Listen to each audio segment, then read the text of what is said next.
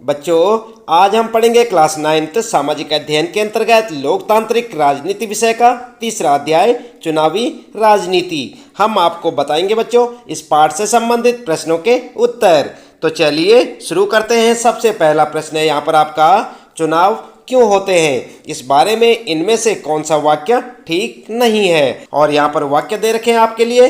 क है, चुनाव लोगों को सरकार के कामकाज का फैसला करने का अवसर देते हैं। दूसरा वाक्य है बच्चों, ख, लोग चुनाव में अपनी पसंद के उम्मीदवार का चुनाव करते हैं।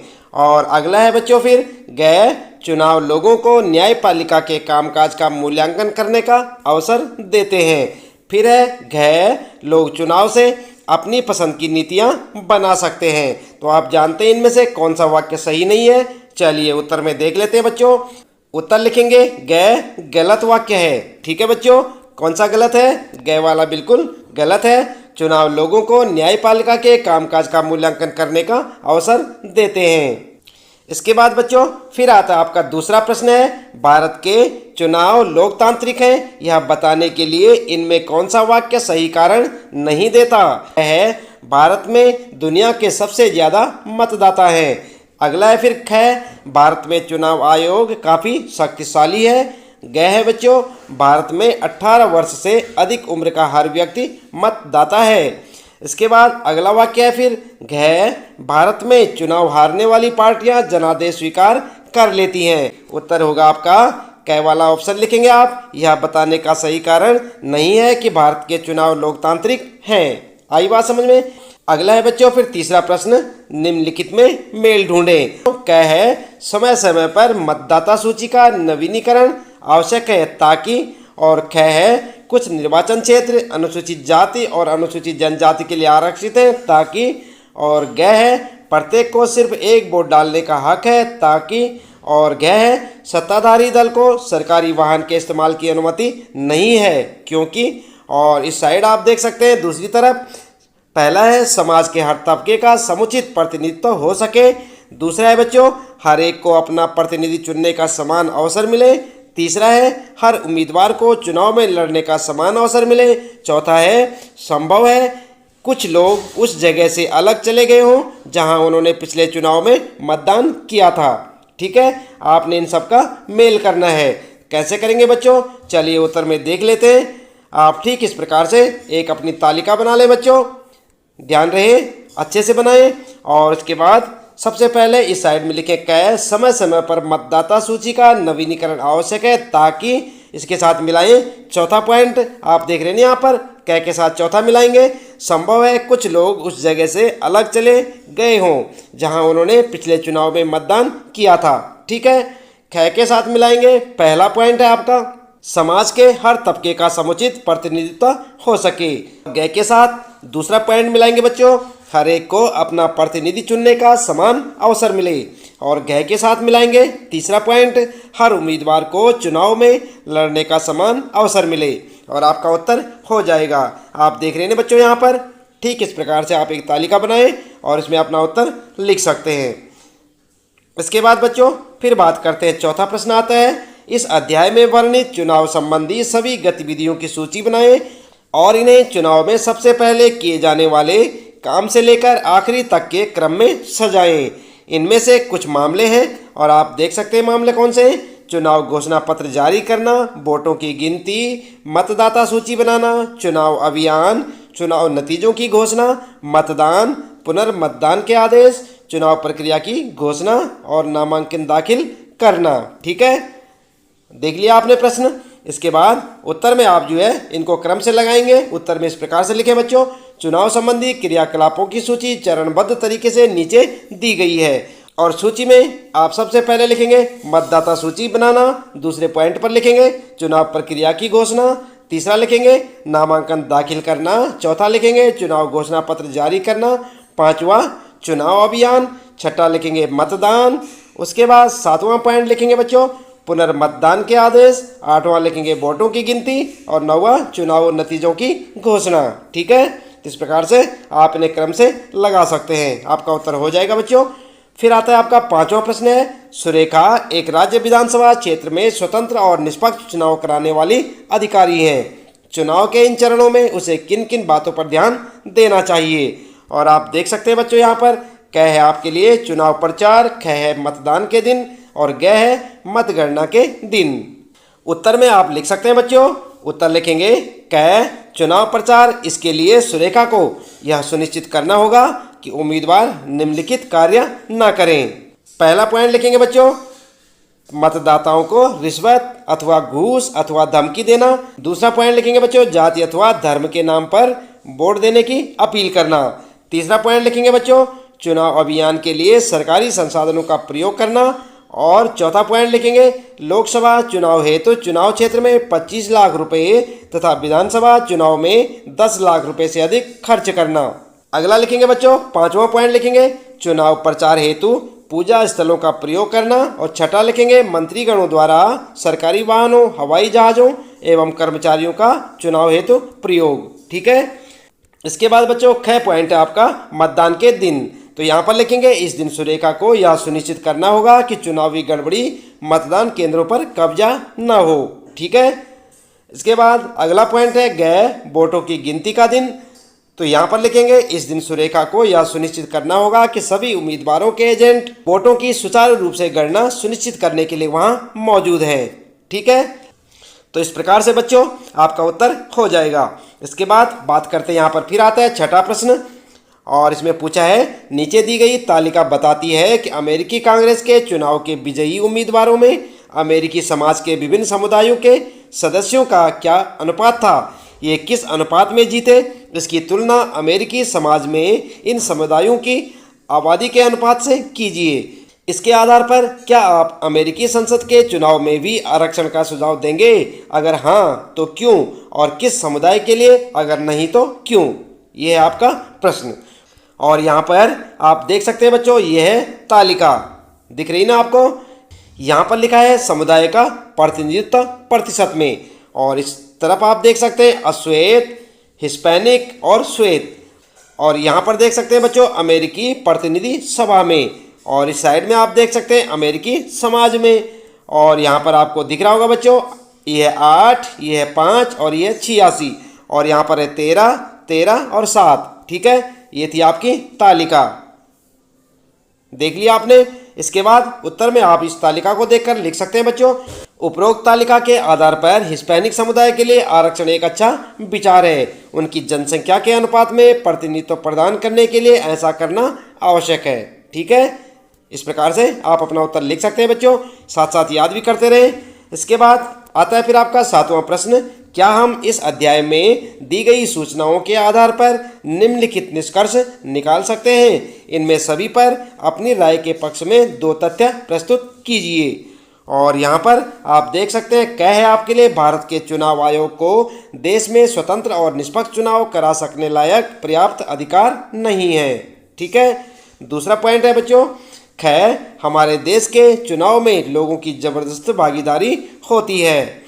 फिर है ग आपके लिए, सत्ताधारी पार्टी के लिए चुनाव जीतना बहुत आसान होता है। अगला है बच्चों घ अपने चुनाव को पूरी तरह से निष्पक्ष और स्वतंत्र बनाने के लिए कई कदम उठाने जरूरी हैं। पढ़ लिया प्रश्न बच्चों।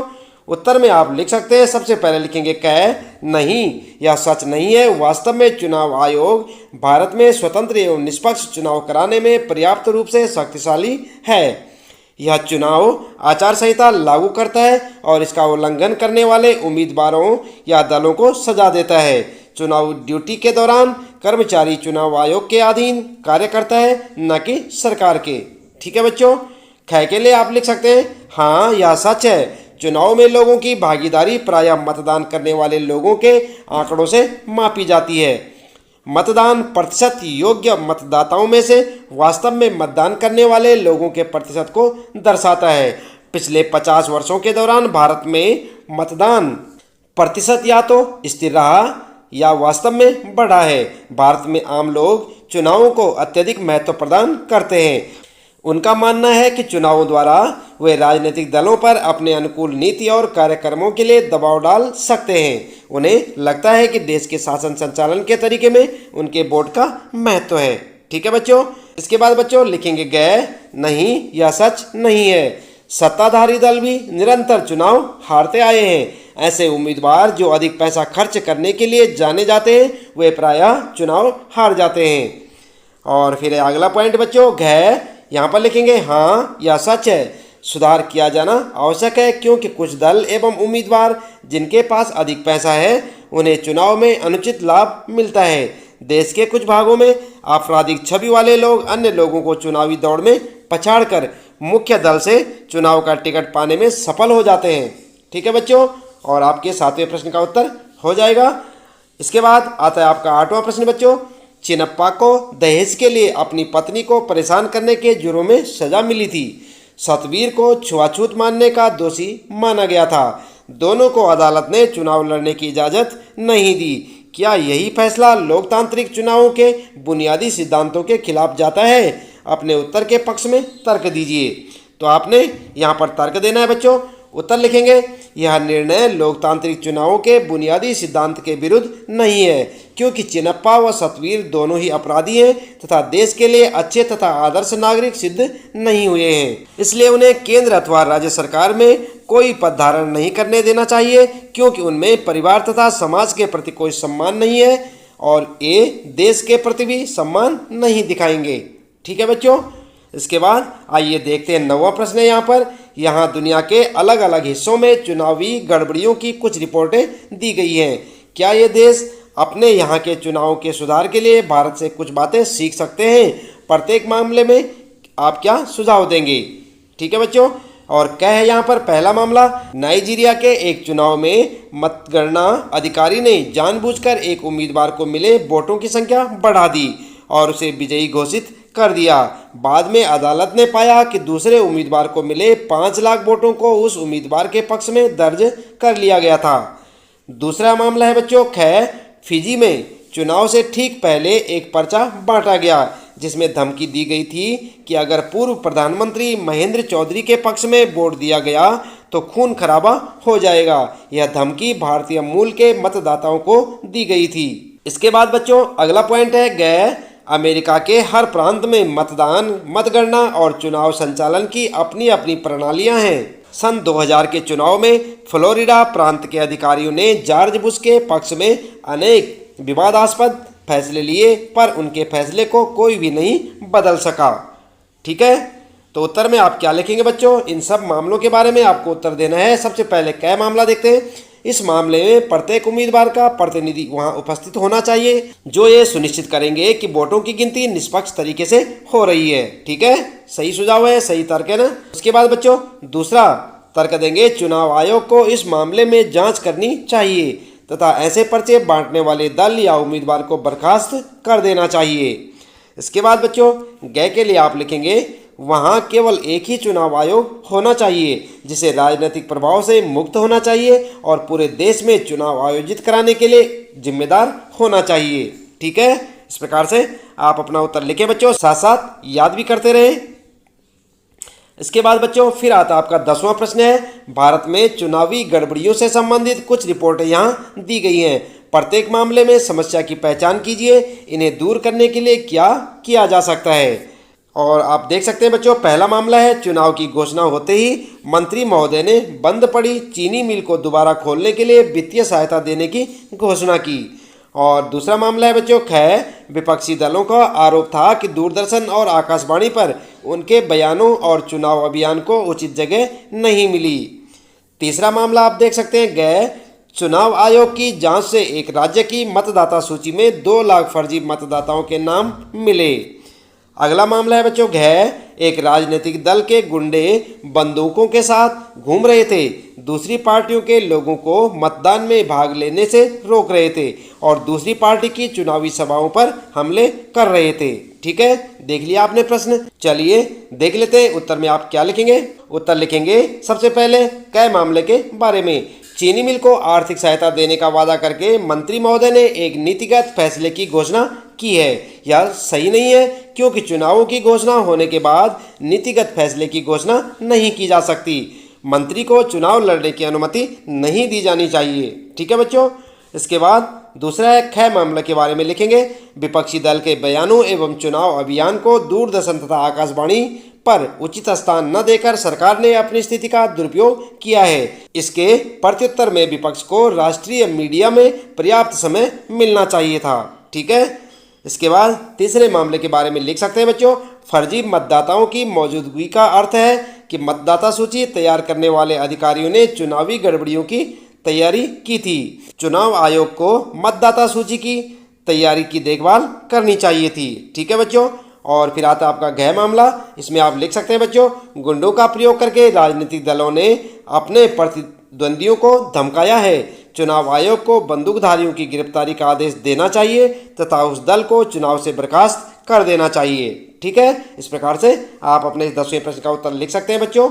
और इसके बाद 11वां प्रश्न है बच्चों, जब यह अध्याय पढ़ा जा रहा था तो रमेश कक्षा में नहीं आ पाया था। अगले दिन कक्षा में आने के बाद उसने अपने पिताजी से सुनी बातों को दोहराया।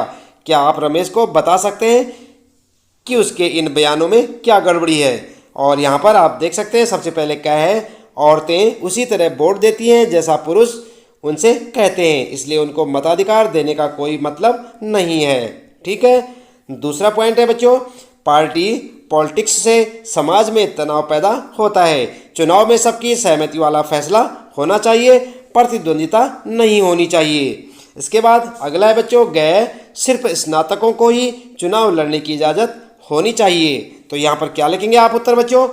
तो उत्तर में बच्चों आप लिख सकते हैं, सबसे पहला पॉइंट लिखेंगे यह कथन गलत है, क्योंकि गुप्त मतदान की नीति यह सुनिश्चित करती है कि प्रत्येक मतदाता जिसे चाहे उसे अपना वोट दे सकता है या दे सकती है। महिलाएं अपना निर्णय स्वयं लेने तथा अपनी पसंद के उम्मीदवार का चयन करने में पूर्णतः सक्षम हैं। ठीक है बच्चों। दूसरे पॉइंट के लिए आप लिख सकते हैं बच्चों, यह सच है कि दलगत राजनीति समाज में तनाव का कारण बनती है, किंतु यह कहना गलत है कि चुनाव में सबकी सहमति वाले निर्णय होने चाहिए। राजनीति में प्रतिद्वंदिता लोगों के लिए अच्छी सिद्ध होती है, क्योंकि राजनेता अपने अपने वादे निभाने में एक दूसरे से मुकाबला करते हैं। हो सकता है कि वे ईमानदार ना हों, किंतु उन्हें यह पता होता है कि निर्वाचित होने के लिए उन्हें अपना काम करना पड़ेगा। ठीक है। इसके बाद अगला पॉइंट है बच्चों, आप लिख सकते हैं, लोगों की आवश्यकताओं को समझने तथा उनके हितों का प्रतिनिधित्व करने के लिए शैक्षिक योग्यता होना अनिवार्य नहीं है। इस प्रकार राजनेताओं को स्नातक होना आवश्यक नहीं है। ठीक है बच्चों। तो इस प्रकार से आप अपने इस प्रश्न का उत्तर लिख सकते हैं बच्चों। इसके साथ ही इस पाठ से संबंधित सारे प्रश्न यहाँ पर समाप्त होते हैं बच्चों। उम्मीद है कि आपको अच्छे से समझ आए होंगे। मिलते हैं फिर अगली वीडियो में नए पाठ के कुछ नए प्रश्न उत्तरों के साथ।